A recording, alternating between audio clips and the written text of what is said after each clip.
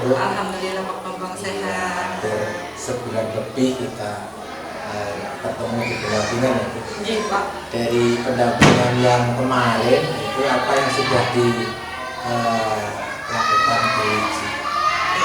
Untuk pendampingan kemarin Pak Bambang banyak sekali memberikan motivasi kepada saya untuk lebih berinovasi dan kreasi sebagai tindak lanjut dari pendampingan kemarin.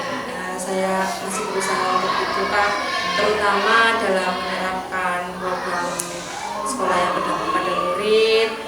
Dan kebetulan di bulan-bulan ini kan muridnya baru nih Pak, penerimaan siswa baru, jadi muridnya baru lagi. Saya juga harus lebih kreatif lagi, lebih menggali lagi, lebih ekstra lagi dalam melaksanakan program yang sudah direncanakan, terutama program-program yang sudah dituangkan bersama kepala sekolah waktu loka karya bersama. Berarti Ibu sudah melaksanakan yang sebulan ini program-program dengan kepala sekolah itu. Terus bagaimana Ibu dalam menerapkan program yang berdampak pada siswa? Sejauh ini saya merasa menerapkan program tersebut masih bisa berjalan dengan lancar Pak. Terutama di tahun-tahun terakhir ajaran kemarin banyak sekali peningkatan dan perubahan siswa yang mengalami hal positif. Kemudian wali murid juga memberikan respon yang positif juga terhadap hasil capaian anak melalui program-program yang ada yang sudah dilaksanakan oleh sekolah. Saya juga merasa bahwa program tersebut ternyata walaupun saya merasa belum maksimal, tapi sudah bisa memberikan dampak positif terhadap murid seperti itu. Jadi sudah ada kelihatan ya. Terus tantangan ataupun kesulitan yang dihadapi Wiji? Untuk tantangan mungkin kalau yang sudah berjalan mungkin kita sudah bisa menjadi sebuah kebiasaan ya Pak. Anak sudah bisa memahami, tapi mungkin karena ini pembelajaran baru, anak-anaknya kebanyakan baru, mungkin yang memulangkan dari kelas A ke kelas B itu tidak banyak. Kemudian mereka juga tadinya dari beda kelas, tidak diajarkan oleh saya, kemudian belajar dengan guru yang berbeda, pastinya juga dengan pola kelas yang berbeda dan profil kelas yang berbeda. Saya banyak juga siswa-siswa baru, jadi saya juga harus lebih berpikir lagi Pak, gimana caranya biar anak itu lebih antusias, karena kan karakternya ternyata berbeda Pak dari anak-anak yang lama. Kalau yang lama mungkin karena sudah lama di sekolah lebih tahu paham tentang aturan di sekolah, bagaimana cara menerapkan kesepakatan kelas yang sudah ada, begitu saya sudah lebih mudah. Tapi kalau sekarang itu saya harus lebih menantang diri saya untuk lebih bisa, saya harus lebih bisa lebih berinteraksi lagi dengan anak, berkolaborasi dengan guru yang lainnya seperti itu. Terus perasaan Ibu terhadap penerapan program yang berdampak pada siswa?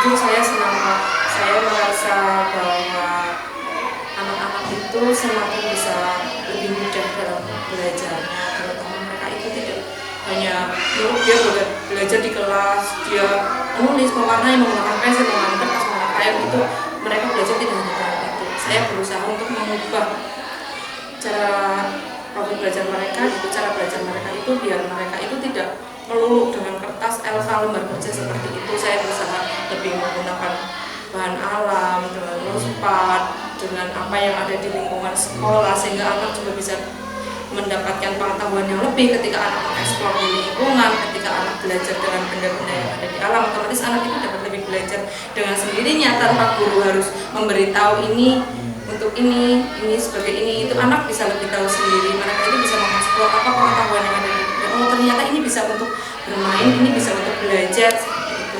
Saya merasa tanpa guru harus berkata banyak, anak bisa mengambil banyak informasi sendiri di lingkungannya.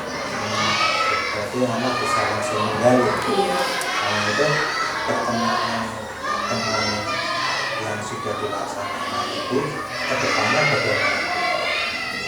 Tentang penerapan program ini kedepannya bagaimana setelah tadi Ibu bagaimana melihat karakter siswa kedepannya menurut itu apa yang harus dilakukan? Kalau melihat dari karakter siswa anak didik yang sekarang, saya melihat anak-anak saya itu lebih mengenal ke gadget. Mereka itu lebih suka dengan belajar itu cenderung ke audio visual. Jadi mereka itu bisa menonton video dan lain sebagainya.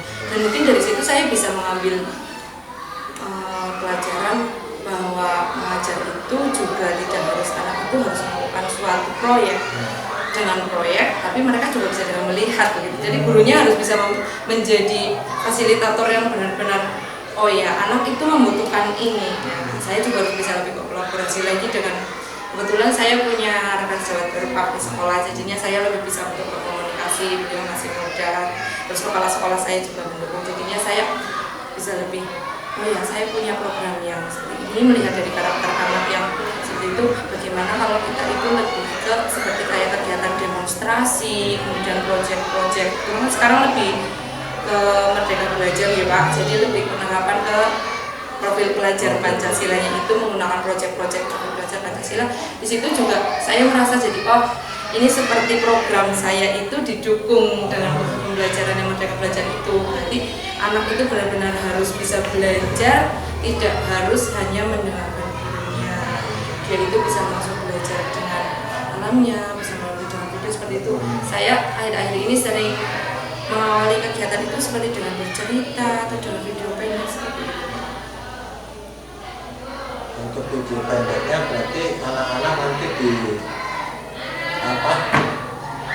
lihat di proyektor gitu. Oh, kebetulan lembaga kita belum ada proyektor Pak, jadi nanti saya buatkan seperti laptop itu saya taruh di kelas kan karena anaknya itu kan tidak terlalu banyak Pak, kita kan 38 itu jadi 2 kelas. Jadinya itu untuk anak kelompok saya itu hanya di kelompok saya itu hanya sekitar 20 anak. Jadinya kita itu nanti giliran seperti anak ada memiliki, kita tidak semuanya anak itu mau melihat dengan tenang seperti itu. Ada anak yang menggunakan gambar berseri seperti itu Pak. Jadi semua yang di video itu saya screenshot, saya print out, terus anak ada yang melihat melalui kertas seperti itu. Jadi anak tidak hanya belajar, karena ternyata ada anak juga yang ketika mereka harus duduk dan melihat video itu dia tuh bosan, bilang oh saya bosan. Nah tapi beda ketika saya beri gambar-gambar di kertas, oh ya ternyata dia bisa lebih memahami kertas. Oh ya berarti saya harus lebih mengeksplor lagi, saya harus memahami kebutuhan murid dalam belajar. Terus itu kan mempelajari yang tadi sudah kata siswa. Terus bagaimana itu belajar tentang modul 3.1, 3.2? Ya. Jujur, saya mempelajari modul 3.1 terutama ya Pak. 3.1 itu tentang bagaimana kita bisa menjadi pemimpin pembelajaran. Saya itu kalau tentang moral dan etika yang banyak sekali dipelajari di modul itu mungkin seperti bujukan-bujukan moral, itu mungkin jarang sekali kita temui di kelas ya Pak, karena saya lebih interaksi dengan anak kecil gitu. Mereka itu masih dengan karakternya yang polos, mereka itu masih dengan dunianya yang mereka itu suka dengan doang otomatis nih Pak kalau anak kecil itu. Jadi mereka itu masih polos, jadi masih belum banyak kalimat-kalimat atau kata-kata yang biasanya digunakan oleh orang dewasa seperti itu. Jadinya mungkin saya harus lebih bisanya belajar dari modul 3.1 itu bagaimana mengelola kelas, bagaimana memilih kegiatan-kegiatan dan memahami cara belajar anak sehingga saya bisa tetap melaksanakan program saya dan anak juga bisa tetap berkembang sesuai dengan profil belajar. Ini ya Bu, tantangan kesulitan dalam mempelajari modul tersebut apa? Tantangannya Pak, kalau kebetulan itu sudah terlewati ya Pak. Kemarin waktu melaksanakan aksi nyata seperti itu, saya itu di modul 3.2-nya ternyata yang tentang aset sekolah gitu. Saya pikir apa aset yang ada di lingkungan sekolah itu yang bisa saya upkan yang ternyata itu bisa dimanfaatkan. Saya itu masih sampai sekarang belum bisa mengeksplor yang lebih tentang yang di lingkungan sekolah yang secara saya kan ingin anak itu lebih tahu tentang kebudayaan. dan kebinekaan global tentang cinta tanah air seperti itu. Saya multi program seperti itu. Itu saya itu belum di lembaga itu belum bisa bekerja sama dengan seperti masyarakat yang kebetulan di lingkungan sekolah itu kan banyak yang seni gitu. Saya itu belum bisa ke situ, dan kebetulan dari wali murid juga senang karena dengan kegiatan di akhir tahun kemarin ada yang ikut menyaksikan itu, ternyata itu pentas-pentas seni seperti itu tuh bisa benar-benar membuat anak itu belajar gitu. Dan saya itu bersama dengan rekan Jawa dan kepala sekolah itu ingin lebih bekerja sama dengan orang-orang masyarakat di sekitar sekolah itu.